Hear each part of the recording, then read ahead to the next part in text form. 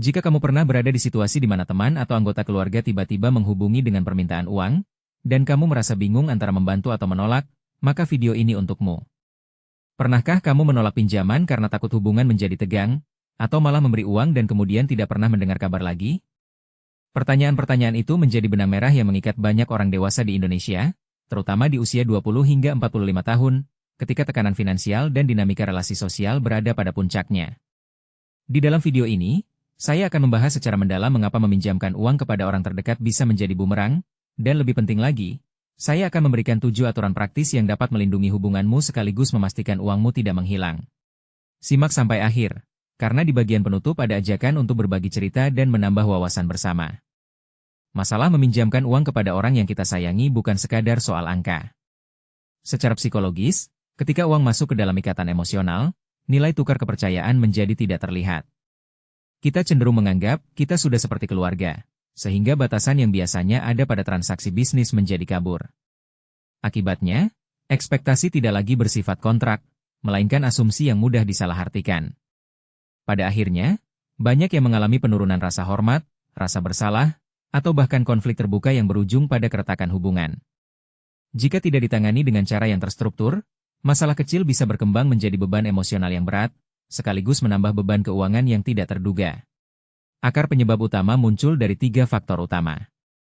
Pertama, kurangnya komunikasi terbuka tentang kemampuan dan batas keuangan. Kedua, ketidaktahuan tentang bagaimana menyusun perjanjian pinjaman yang jelas, meski hanya antara sahabat atau saudara. Ketiga, budaya tolong-menolong yang seringkali menekan individu untuk mengalah demi menjaga keharmonisan, padahal sebenarnya mengorbankan diri sendiri. Ketika ketiga elemen ini bersatu, muncul pola berulang. Pinjaman diberikan tanpa dokumentasi, harapan tidak realistis, dan akhirnya rasa kecewa ketika uang tidak kembali. Untuk mengatasi pola tersebut, saya memperkenalkan sebuah kerangka kerja yang saya sebut kerangka 7 aturan pinjaman sehat. Kerangka ini dibangun atas dasar pengalaman nyata, riset perilaku keuangan, dan prinsip hubungan yang berkelanjutan. Setiap aturan berfungsi sebagai pilar yang menstabilkan fondasi kepercayaan, sekaligus memberi pedoman praktis yang dapat langsung diterapkan. Mari kita telusuri satu persatu, lengkap dengan contoh konkret yang mudah dipahami, serta langkah-langkah implementasinya. Aturan pertama menekankan pentingnya menilai kemampuan finansial pribadi sebelum mengeluarkan uang. Bayangkan kamu memiliki sebuah ember berisi air, ember itu melambangkan cash flow bulananmu. Jika kamu mengisi ember itu dengan air tambahan dari sumber lain tanpa memperhatikan kapasitasnya, ember akan meluap dan tumpah. Begitu pula, sebelum memberikan pinjaman, kamu harus memastikan bahwa sisa air di ember tetap cukup untuk menutupi kebutuhan pokok, tabungan, dan dana darurat. Langkah praktisnya dimulai dengan membuat catatan pendapatan dan pengeluaran selama 3 bulan terakhir, kemudian menghitung selisihnya. Jika selisih tersebut masih positif setelah mengalokasikan minimal 3 bulan biaya hidup sebagai dana cadangan, barulah kamu dapat mempertimbangkan pinjaman. Jika tidak, menolak dengan alasan keuangan pribadi yang terbatas menjadi pilihan yang sehat, bukan egois. Kesalahan umum pada tahap ini adalah mengandalkan, saya masih bisa, tanpa data konkret, yang sering berujung pada penyesalan ketika kebutuhan tak terduga muncul. Aturan kedua berbicara tentang kejelasan tujuan pinjaman. Seringkali, peminjam hanya menyebutkan, butuh uang, tanpa menjelaskan apa yang akan dilakukan dengan dana tersebut. Tanpa tujuan yang spesifik, kamu tidak dapat menilai risiko atau manfaatnya. Misalnya, jika temanmu meminta uang untuk membayar cicilan mobil yang sudah jatuh tempo, itu menandakan urgensi dan kemungkinan pengembalian cepat. Namun, jika dia meminta uang untuk modal usaha, tanpa rencana bisnis yang jelas, risiko tidak kembali menjadi lebih tinggi. Implementasinya melibatkan pertanyaan terstruktur. Apa yang akan kamu beli atau bayar? Berapa total biaya? Kapan kamu berencana melunasi? Tulis jawaban tersebut dalam bentuk catatan singkat, dan minta peminjam untuk menyertakan perkiraan waktu pengembalian. Jika peminjam tidak dapat memberikan detail, itu sinyal bahwa kamu harus menolak atau menegosiasikan kembali. Aturan ketiga menekankan pentingnya menuliskan perjanjian pinjaman, meskipun dalam bentuk sederhana. Banyak orang menolak menuliskan karena takut mengurangi kehangatan hubungan, namun kenyataan menunjukkan bahwa dokumen tertulis justru melindungi kedua belah pihak. Bayangkan kamu menulis surat perjanjian yang mencakup jumlah pinjaman, tanggal jatuh tempo, dan cara pembayaran, misalnya transfer bank atau tunai. Dokumen ini tidak harus formal, cukup catatan yang ditandatangani bersama atau bahkan foto WhatsApp yang disimpan. Jika peminjam menolak menandatangani, itu pertanda bahwa ia tidak serius atau tidak siap. Kesalahan yang sering terjadi adalah menunda penulisan sampai, sudah pasti, uangnya akan kembali. Padahal penundaan itu justru meningkatkan ambiguitas. Aturan keempat mengajarkan tentang penetapan batas waktu yang realistis. Tanpa tanggal jatuh tempo yang jelas, pinjaman cenderung menjadi utang tak terhingga. Misalnya, kamu memberi pinjaman 5 juta rupiah kepada saudara dengan harapan ia melunasi dalam 3 bulan, namun tidak menyebutkan tanggal pasti. Setelah 3 bulan berlalu, ia menganggap masih ada waktu, sementara kamu sudah menunggu. Solusinya adalah menyepakati tanggal spesifik, misalnya, pembayaran pertama pada 15 Agustus, pelunasan akhir pada 15 November. Selain itu, tetapkan mekanisme pengingat, seperti mengirim pesan 1 minggu sebelum jatuh tempo. Jika peminjam mengajukan perpanjangan, evaluasi kembali kemampuan mereka dan buat perjanjian tambahan, bukan sekadar melonggarkan tanpa kontrol. Aturan kelima menyoroti pentingnya menilai risiko hubungan jangka panjang. Setiap pinjaman membawa potensi konflik yang dapat memengaruhi interaksi sosial di masa depan. Oleh karena itu, sebelum mengeluarkan uang, tanyakan pada diri sendiri, apakah hubungan ini cukup kuat untuk menahan ketegangan jika uang tidak kembali? Jika jawabannya ragu, pertimbangkan alternatif lain, seperti membantu dengan cara non-moneter, misalnya memberi saran, menghubungkan ke sumber bantuan, atau menawarkan kerja sampingan. Contohnya, jika temanmu membutuhkan uang untuk biaya pengobatan, kamu bisa membantu mencari program subsidi atau mengatur crowdfunding, alih-alih langsung memberikan uang tunai. Dengan cara ini, kamu tetap memberi dukungan tanpa menambah beban finansial pribadi. Aturan keenam berfokus pada penetapan batas maksimal pinjaman. Banyak orang terjebak dalam kebiasaan memberi yang tidak terkontrol, sehingga total pinjaman yang diberikan kepada satu orang atau kelompok menjadi sangat besar. Untuk menghindari hal ini, tentukan batas persentase dari total aset atau pendapatan bulanan yang boleh kamu alokasikan untuk pinjaman kepada orang terdekat. Misalnya, maksimal 10% dari pendapatan bersih bulanan atau tidak lebih dari 1 kali gaji tahunan. Jika kamu sudah mencapai batas tersebut, maka setiap permintaan tambahan harus ditolak atau dialihkan ke solusi lain. Penetapan batas ini memberi kamu kontrol atas eksposur risiko finansial, sekaligus mengurangi rasa bersalah karena menolak. Aturan ketujuh menekankan evaluasi pasca pinjaman. Setelah uang diberikan dan periode pengembalian selesai, lakukan review objektif. Apakah uang kembali tepat waktu? Apakah ada perubahan dalam hubungan? Apakah kamu merasa nyaman dengan prosesnya? Jika ada keterlambatan atau tidak ada pembayaran sama sekali, catat penyebabnya. Apakah peminjam kehilangan pekerjaan, atau memang tidak berniat membayar?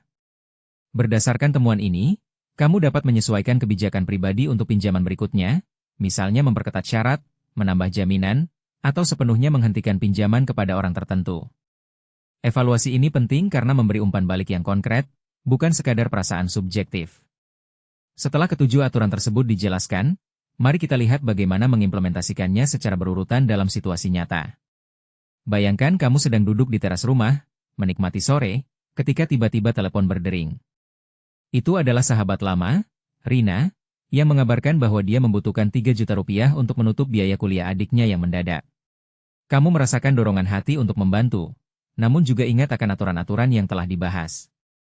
Langkah pertama, kamu menilai kondisi keuanganmu. Kamu membuka catatan pengeluaran bulan ini, melihat bahwa setelah menutup semua tagihan, masih tersisa 4 juta rupiah, dan kamu memiliki dana darurat setara 3 bulan biaya hidup. Karena sisa uang yang dapat dipakai masih berada di atas batas minimal, kamu melanjutkan ke langkah berikutnya. Langkah kedua, kamu menanyakan secara detail tujuan pinjaman. Rina menjelaskan bahwa biaya kuliah sebesar 2,5 juta rupiah, sisanya akan dipakai untuk buku dan transportasi. Dia menargetkan pembayaran kembali dalam 6 bulan setelah adiknya lulus. Kamu mencatat semua detail tersebut, termasuk perkiraan tanggal kelulusan. Langkah ketiga, kamu menyiapkan perjanjian singkat. Di ponsel, kamu menulis, pinjaman 3 juta rupiah, tujuan biaya kuliah, jatuh tempo pertama Rp500.000 pada 30 September, pelunasan akhir pada 30 Maret. Kamu mengirimkan catatan itu lewat WhatsApp, meminta Rina menandatangani digital atau sekadar membalas, setuju. Rina menanggapi dengan, setuju, terima kasih. Dengan begitu, ada bukti tertulis yang melindungi kedua belah pihak. Langkah keempat, kamu menetapkan tanggal jatuh tempo yang spesifik, dan mengatur pengingat di kalender. Kamu memberitahu Rina bahwa kamu akan mengirimkan reminder 1 minggu sebelum setiap pembayaran, dan bahwa kamu mengharapkan konfirmasi pembayaran setelah transfer. Langkah kelima, kamu mengevaluasi risiko hubungan. Karena Rina adalah sahabat lama yang sudah kamu kenal selama lebih dari 1 dekade, kamu menilai hubungan cukup kuat untuk menahan tekanan jika terjadi keterlambatan. Namun, kamu tetap memutuskan untuk tidak memberikan pinjaman tambahan di luar jumlah yang sudah disepakati. Mengingat batas maksimal pinjaman pribadi kamu adalah 10% dari pendapatan bulanan. Langkah ke-6, kamu menegakkan batas maksimal pinjaman. Karena kamu sudah mengalokasikan 3 juta rupiah, yang berada di dalam batas 10% pendapatan bulananmu, kamu menolak permintaan tambahan Rina untuk menutupi biaya tambahan yang muncul belakangan, dan menyarankan dia mencari beasiswa atau kerja paruh waktu. Langkah ke-7, setelah 3 bulan berlalu, kamu menerima pembayaran pertama tepat waktu. Kamu mencatatnya, dan pada akhir periode, Rina melunasi seluruh pinjaman tepat pada waktunya. Kamu melakukan evaluasi, proses berjalan lancar, hubungan tetap harmonis, dan kamu merasa puas karena aturan-aturan tersebut membantu menghindari kebingungan. Berdasarkan pengalaman ini, kamu memutuskan untuk tetap menggunakan kerangka yang sama untuk permintaan selanjutnya, namun dengan penyesuaian pada durasi pembayaran jika diperlukan. Namun, tidak semua cerita berakhir mulus. Mari kita lihat contoh lain yang menunjukkan apa yang terjadi ketika satu atau lebih aturan diabaikan.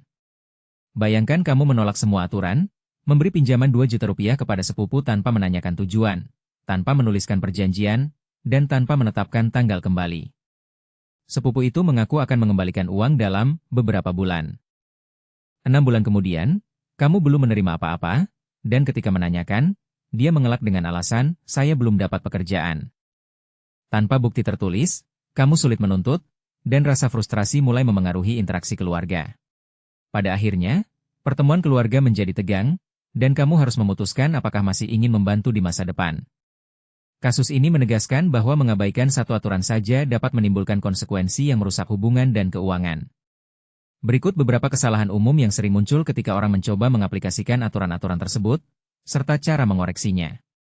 Pertama, menganggap "saya tidak ingin mengatur" sebagai alasan utama. Seringkali, orang menolak menuliskan perjanjian karena takut menurunkan kehangatan. Solusinya adalah menyampaikan bahwa perjanjian bukan berarti tidak percaya, melainkan bentuk rasa hormat terhadap waktu dan komitmen masing-masing. Kedua, menetapkan tanggal jatuh tempo yang terlalu panjang tanpa mempertimbangkan kemampuan peminjam.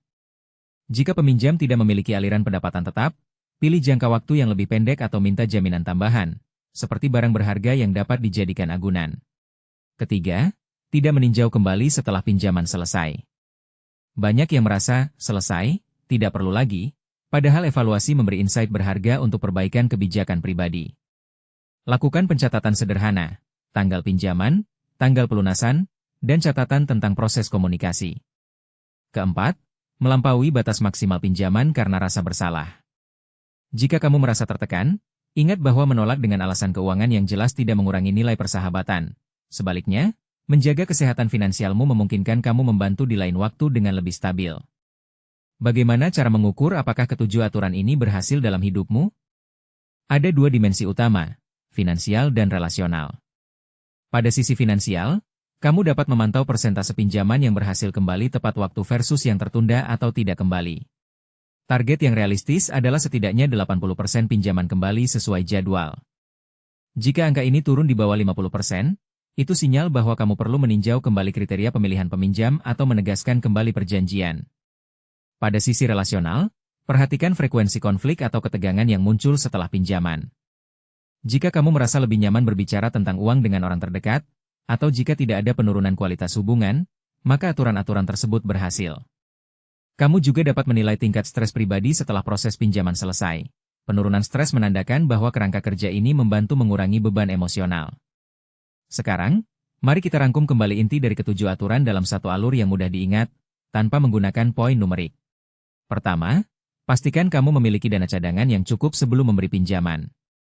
Kedua, gali tujuan pinjaman secara detail agar kamu tahu apa yang sedang kamu dukung. Ketiga, buat perjanjian tertulis sekecil apapun, karena dokumen itu menjadi bukti dan pengingat. Keempat, tetapkan tanggal jatuh tempo yang spesifik dan komunikasikan dengan jelas. Kelima, nilai kekuatan hubunganmu dan pertimbangkan apakah kamu siap menanggung risiko emosional. Keenam, batasi total pinjaman yang kamu berikan berdasarkan persentase pendapatan atau aset.